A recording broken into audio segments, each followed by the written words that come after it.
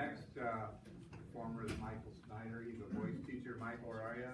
All right, come on up and get ready. And if you want to see a resume, he's got one. Been all over. He's done everywhere. And South Bend is lucky to have a voice instructor. Certainly, TMB is lucky to have a voice instructor as talented as what Michael is. So I'll let him tell you his story. But Michael Snyder.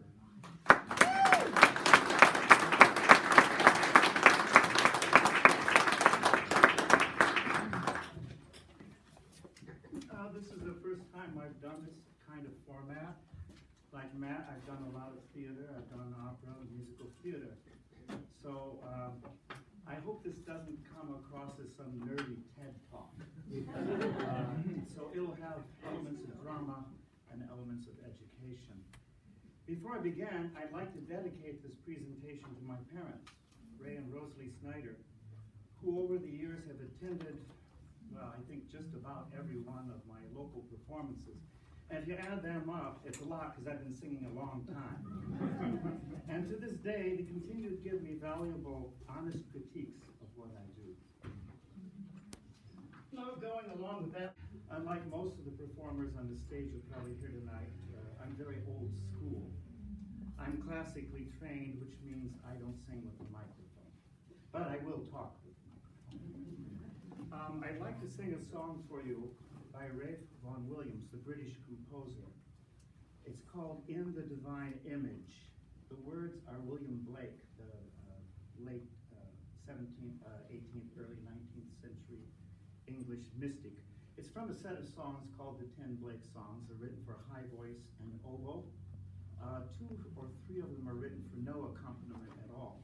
And the song I'm going to sing is to be sung unaccompanied.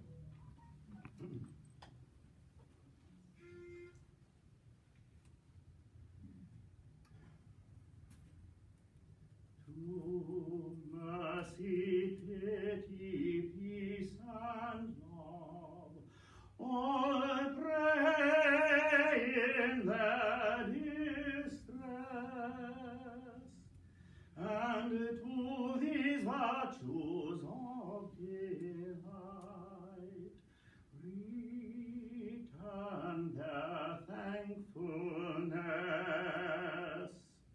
For mercy, pity, peace, and love is God our Father dear, and mercy, pity, peace, and love is man, his child, and care. For mercy has a human heart, pity the human dress, and love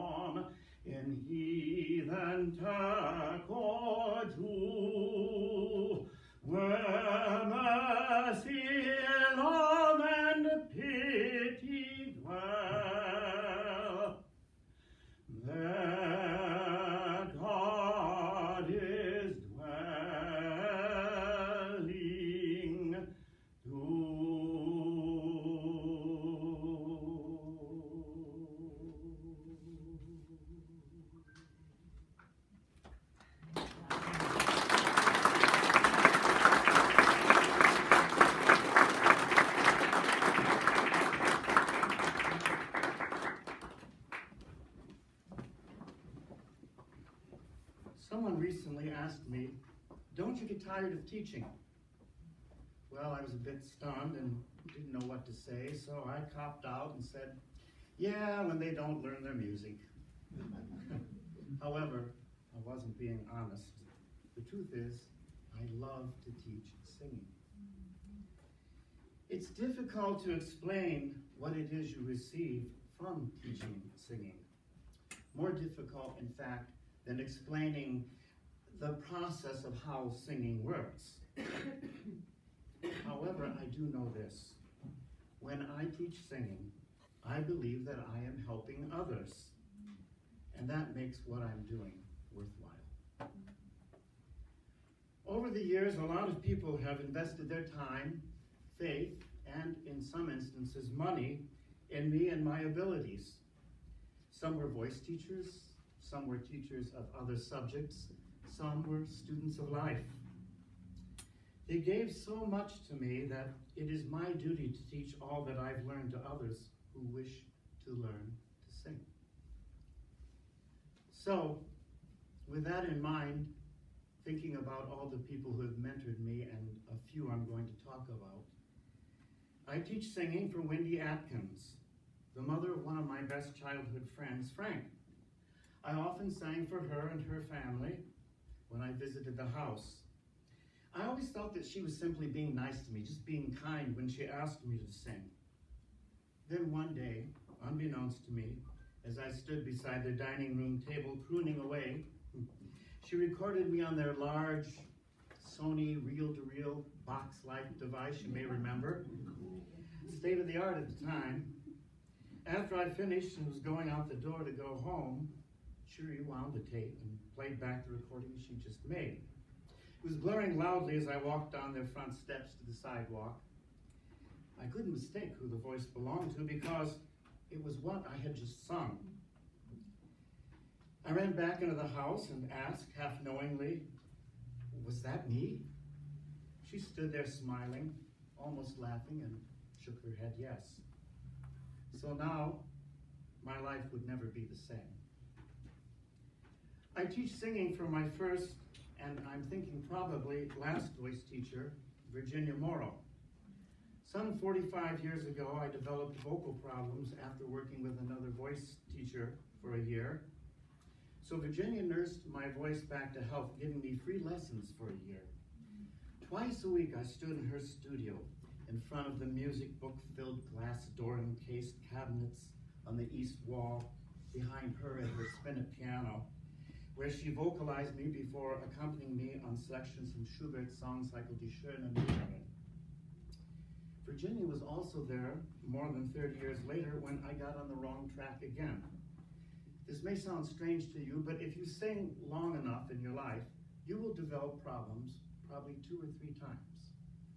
Well, thank God she was there when it happened again, and she got me back on the right track. I teach singing for Dr. Ed Klein, who spent many years of his life directing the choir at my home parish, St. Matthew's Cathedral. It was Ed who gave me opportunities to be a soloist, a cantor, and basically opened me to the wonderful world of church music. Through him, I learned about the joy of music making with and for others. I teach singing for Dr. Michael Cordovana, who is head of the voice department at the Catholic University of America, where I earned my music degree. He was one of the greatest accompanists and choral directors I ever have known and ever had the pleasure of working with. He was always ready with a perceptive, oftentimes cutting remark, based on his keen insight into human frailty, which was made all the funnier because it issued forth from a gum-chewing, Cupid-like countenance that laughed along with you. He literally took me into his home and into his life. I teach singing for my voice teacher at Catholic U, Mickey McGuire, who spent many a late evening and a holiday teaching me everything there is to know about singing in his large, comfortable living room studio. Lessons would start after he brought me lemon water. And then, oh boy, the fun would begin. He would progress to playing the notes on the scale of the piano frantically, hollering at the top of his lungs when I made the right sounds. other times, when I wasn't doing the right thing or had questions, he would get up from the piano bench, rush to the front of his baby grand to open one of the books laid out on the lid of the piano. The books were so worn. It had been years since they had functioning spines. Nevertheless, he would just pick up half a book, turn it, and he would always come to the page he wanted. Then he would proceed to show me what he was trying to explain, reading so fast. I don't know if to say he sped read is a correct term, but that's what he did. He sped read the page, reading at the same speed his finger moved.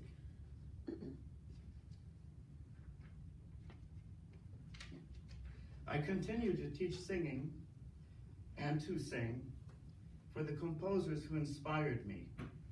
Henry Purcell, for his glorious operas and songs, virtually perfect settings of the English language.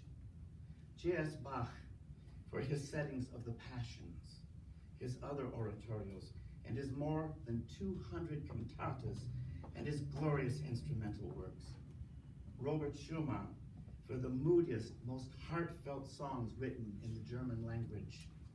Benjamin Britten, who left one of the most remarkable catalogs of works for solo tenor voice.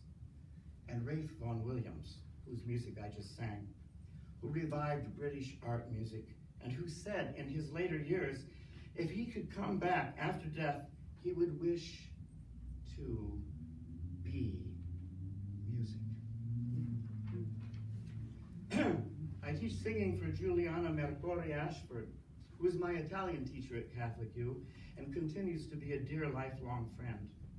It was Juliana who told me that I must come to London, England, where she and her husband Nicholas moved in 1985, and stay with them, so that I could study with the famous Welsh tenor Robert Tyr and travel from their home in Brixton to the coast in Aldeborough to work with poet librettist Eric Crozier and his wife mezzo-soprano Nancy Evans Crozier, both of whom had been friends and associates of Benjamin Britten and his companion tenor Peter Pearce.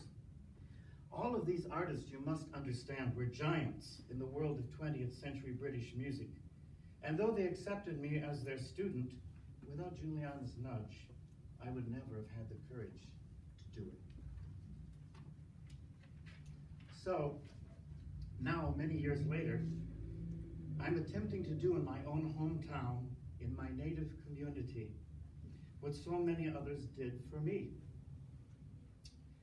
I can't begin to recount the happiness and enlightenment each of my mentors, Wendy, Virginia, Ed, Michael, Mickey, Juliana, Robert, Eric, and Nancy, passed to me, nor can I begin to quantify the value of what they gave me through their interest in my personal and musical development. So, since I am unable to quantify and therefore repay what was gifted to me, every day of my life, I try to give back or pass forward in some measure portions of all that I have received from them. Whether you teach music, perform music, or both, it is essential that in the doing, you are helping others, because when you do, you are building lives, strengthening community, and ensuring a better future for all.